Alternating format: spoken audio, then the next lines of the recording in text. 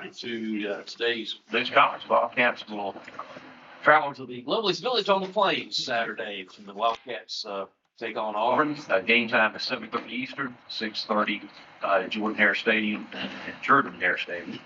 And televised on the SEC Network. Jerome, coach. Thanks, Tony. Just looking forward to getting back with our players today. As you can imagine, very difficult day yesterday.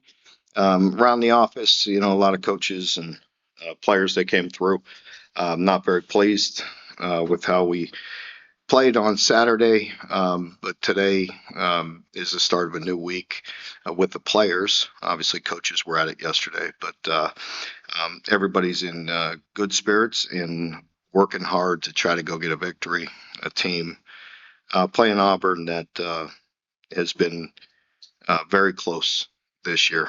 They're 4-4, and their losses have been very close. A couple very difficult losses for them, so they're very close to being, a very, very good football team as far as the record goes. But very big, very physical, very well coached team. Defensively, extremely impressive. DJ Durkin, their defensive coordinator, known DJ for a long time. He's a Youngstown guy. Does a great job.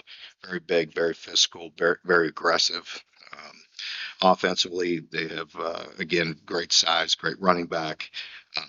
Playing two quarterbacks right now, so we'll have to be prepared for both. And elite athletes over there. So, again, another difficult challenge, but we're excited about it.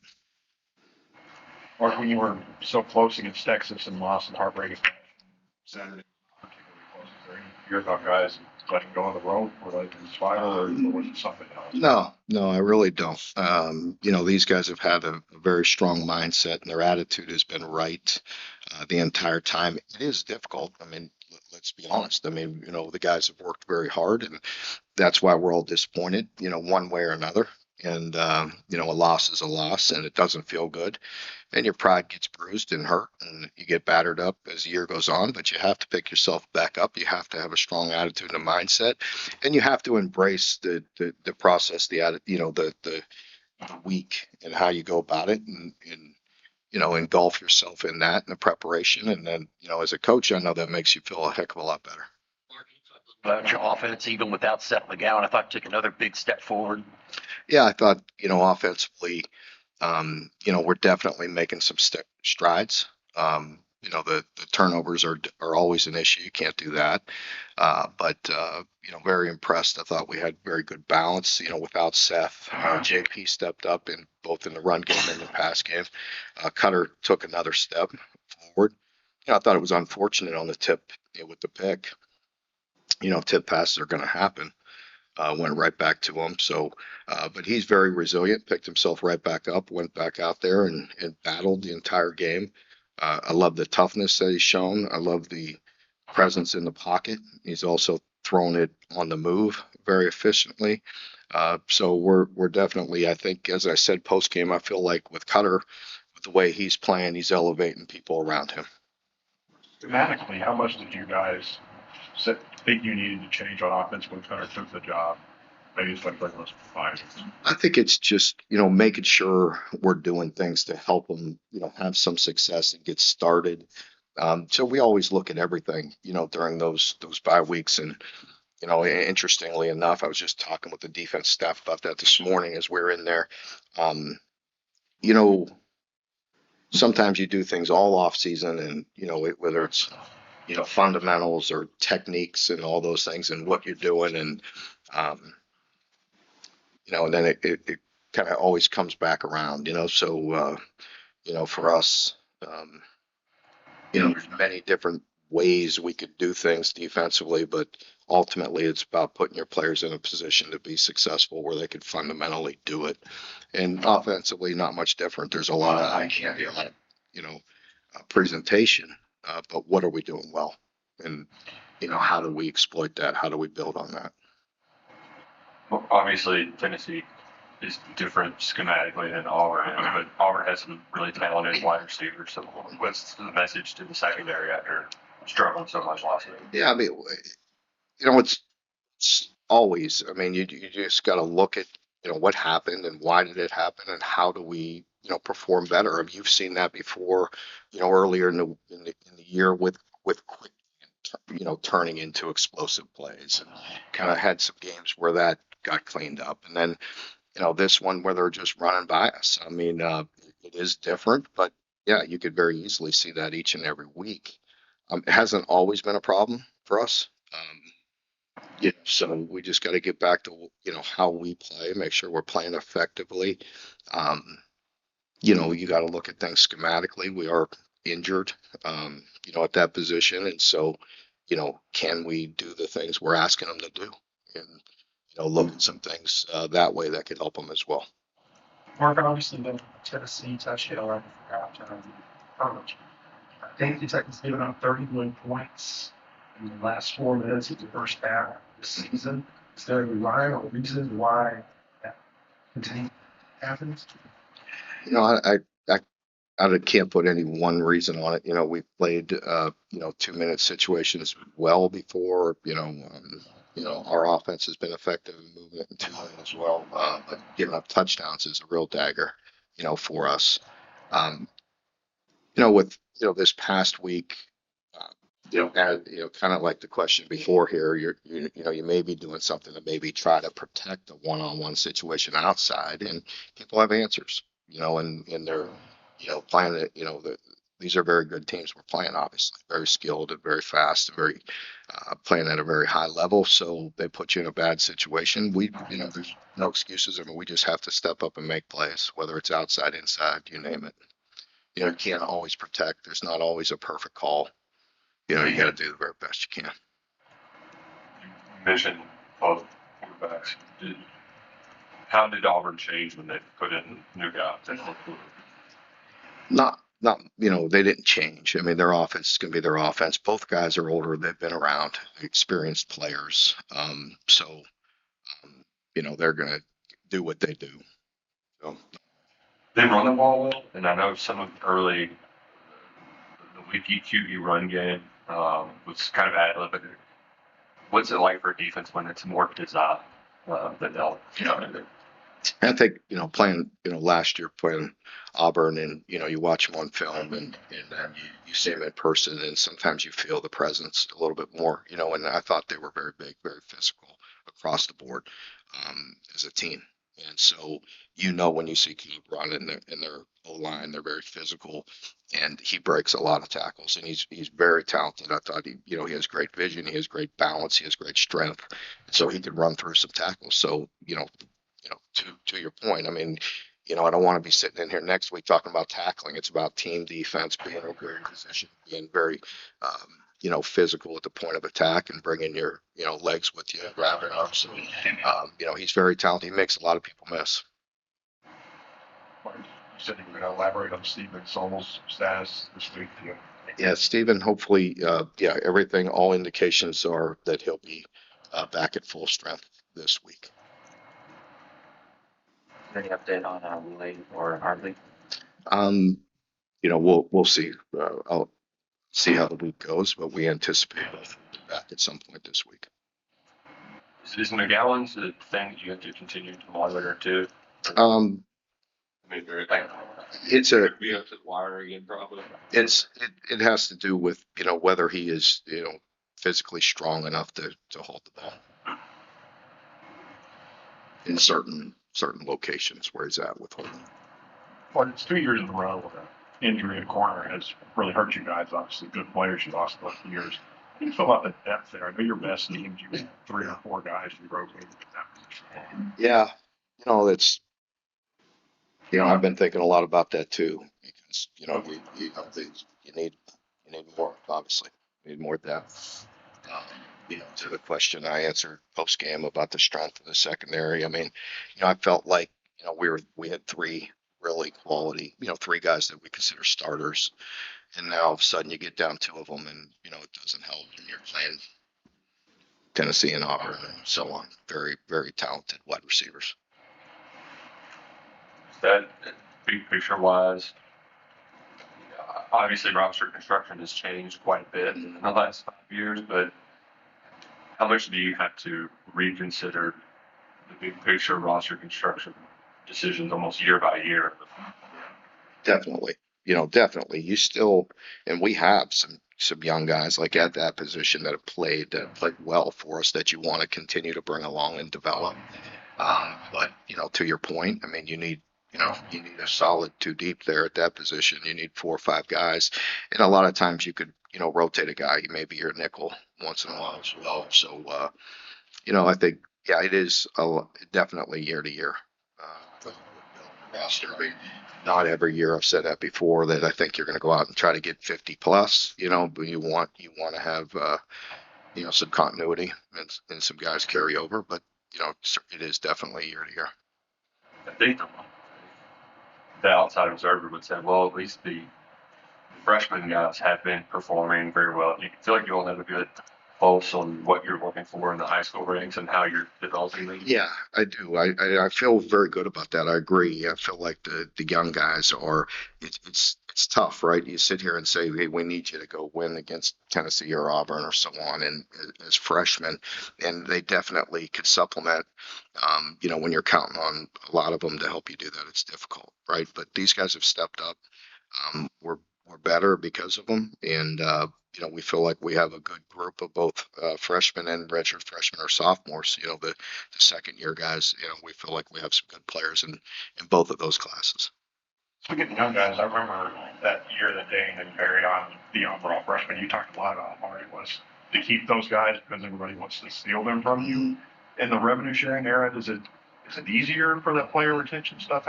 Yeah, as I mentioned, in the summer and leading up to the year, I feel like, we have a chance to come out on the other side of that. I've said that many times prior to the year.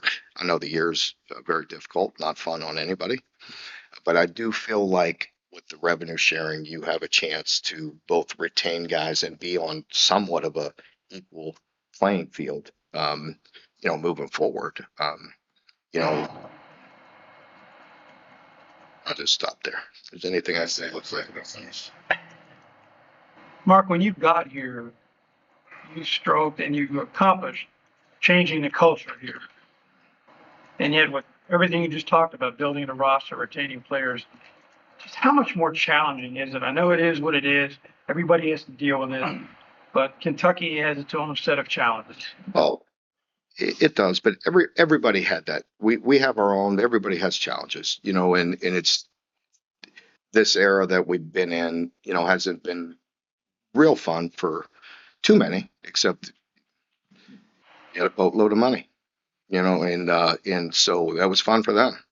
But I think everybody's talked about it. We beat a dead horse on that, like, with transfer portal and completely wide open NIL with no salary cap, as much money as you have. I mean, I don't think anybody likes that. And again, unless you're 5, 6 schools that have as much as they want. So I think, coming out on the other side of that with, somewhat of a cap, we can make sure, we're enforcing some of these rules on NIL and let the players earn what they can earn authentically and organically. And then the rest of it, be somewhat of a level playing field. I think we're all looking forward to that. How do you feel you did in terms of what budget you had this year, distributing that the way? Yeah, I think you can see, I hope you can, and everybody can see, like, we are most definitely better in certain areas. I understand we're not complete, and you look at our record, and I'm not naive to that, but we are definitely better in making strides, and it definitely helped. So we're far better. Even though the record may not indicate that, but you see the progress, you see the young guys, and so we did as good as we could, and definitely. For this last year, for this team had more resources, and I'm grateful for it. I wish, the results would be better, but I know we are better, but you're not going to do it in 1 year either. You still have to build a roster over, the course of at least 2, 3, yes, you look at it, you evaluate it every year, and you hopefully just patch a couple holes. You don't have to patch all the holes. Mark, through 7 games, how has Jagger been center? Yeah, very, very impressed. Very pleased with the way Jagger's playing. He's been a great leader for us, very solid player, and then taking it to another level this year at center. A lot of stress on him, a lot of pressure, and he's done very well in kind of anchoring that offensive line. So it's been very good. Speaking of Portland, have you gotten the play from the offense this year without? Yeah, definitely playing a lot better. It's hard. I think we all know it's a challenge blocking some of these guys block, but it's letting us operate, as you can see, and it's been much better. Is there any thought in the fourth quarter once that game had gotten out of hand, playing some other offense? Yeah, definitely. I'm thinking about that and talking about that with the staff as well, and just for the development. Now, I will say that a lot of, again, I've talked about it, but 3 or 4 of those guys feel very solid, very confident about and working extremely hard. I know you're not seeing them at game day, and we do need some game reps because there's nothing like replacing game reps. But some of these guys have played already and definitely need to get them a few more snaps, but working the heck out of them in practice, and they're definitely getting better. And we're very confident in those guys. Martin, the points and the yardage y'all had were the most you've had in a while against a ranked team. But putting that aside, did you feel like that was the best you've seen Bush as a play caller, some of the creativity, like the pass by Kendrick, the end around to Kendrick on 4th down, things like that, like that aren't just the raw numbers? Yeah, I think in some of those instances and situationally, I think it's fair. I mean, I don't want to put those exact words because that'll be a quote, but I could be, but I think all of us as a staff, you have to look at those things. We had been good in short yards the week before. In critical situations, we weren't. Went back at it this last week and it improved. It gave him some different things to look at and evaluate, and so I think it's fair where all of us are looking at those things. There's the big rocks, the big things, and then there's the little things that sometimes define whether you win or lose. Martin's right. We saw early in camp before he got hurt, and in spring, DJ Miller was doing a lot of the things we saw Saturday. Did you expect him, once he got healthy and ready, to just kind of pick up where he has so far? Well, I think it's a process, with DJ, when you have injuries, as I mentioned a couple of times, and you come back and sometimes players, like, he has a very calm, cool demeanor about him, again, like, Cutter's very much like that. I mean, Cutter's gets, competitive and emotional, which is great, but he's generally very, very even and very cool, and DJ, the same way. And like when you're coming back from injury, maybe you're trying to learn all the nuances of new wrinkles, and it's not day 1, day 2, day 3 install anymore. When you get in season, there's a lot of wrinkles, and as a young guy, you have to be able to pick all those things up. So I think the urgency of practicing and the confidence that you have to present during the week has improved. And, we're pushing a lot of our guys that way. He also said that touchdown, near the sideline ready to toe that down he wasn't a part of that call because it was just a rollout. So fair to say he's got a pretty good natural. He does. And there was another play in the game, same thing. One of his other catches was off a broken play and off schedule. And, so, when you're running fast and working hard, the ball will find you. And that's what happened to him, this past week. Well, you've talked about Cutter's development, and obviously you see him every day, but in game situations, has he surprised you at all with anything? Yeah, I've been very pleased. Let's leave it at that. I don't know about surprise because I've seen it before, but, it's been very good to see. He's been, I guess you could say that in some ways, he's, he gets out a couple of those traps, it's great to see because I coached a lot of defense in my days. And when that happens to you, you're very frustrated, very mad, so when you get out of something like that and create plays down the field after it looks like you're getting a sack or, all that, it's been fun to watch. And I'll also say again, he's been very impressive on the run, on the move. Very accurate and very good decisions under some serious duress. Earlier, kind of lose some schematic considerations to change defensively. Uh, how much do you balance protecting guys versus okay, but we do need to force some turnovers against a high-powered offense? Yeah. Well, you saw that Saturday, like, pressure, we did, two out of the first three were, two of them were 3-and-outs. So we had back-to-back 3-and-outs, which is hard to do against that offense, but obviously didn't sustain it. But one of them wasn't a pressure, and, later, tried to pressure again in a critical, third down, and they made us pay. So I think we trying to mix it up, much like the week before. There was some simulated pressures in there, all out pressures, coverage. We've tried it all, and continue to try it all. I think Tennessee is definitely different, as I mentioned. They kind of they kind of force you to show your hand, and then, you have to be able to win. I know, of course, the goal on Saturday is to win, but aside from that, what's some other tangible things that you want to see your team accomplish? Well, I mean, you want to see growth. You want to see, continue to build on the good things we're doing. I mean, ultimately, it's a bottom line business. We want to get to win at all costs. And, so whatever it takes to win the game is what we're hunting. But, you're not going to do that unless you make progress and make growth in all these areas, put it all together. What else? Okay, folks, thank you very much. Thank you.